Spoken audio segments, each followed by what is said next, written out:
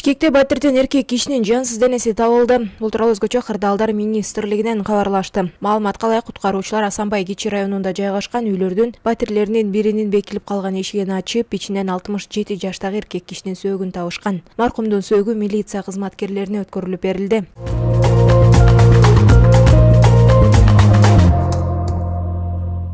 2023 жылдын 6 ай ичинде ички иштер органдары тарабынан каржы пирамидаларынын мыйзамсыз иш-аракеттери боюнча 248 кылмыш тергелген. Тергөөнүн жыйынтыгы менен 100 материал сотко жөнөтүлүп, калгандары боюнча иликтөө иштери уланууда. Жабыркагандардын саны 248 адамды түзөт. Бул тууралуу ИИМдин тергөө кызматы маалымдады. Маалыматка ылайык, Бишкек, Ысык көл, Жалал Абад, Талас облустарынын аймагында өз ишмердүүлүгүн жүргүзгөн каржы пирамидалар боюнча кылмыш иштери тергелүүдө. Бул жерге турак жай кооперативи жөнүндө фактылар боюнча маалыматтар кошулган эмес. Ведомстводон ошол эле учурда каржы пирамидаларынын ишмердүүлүгү бөгөттөлгөндүгүн кошумчалашты.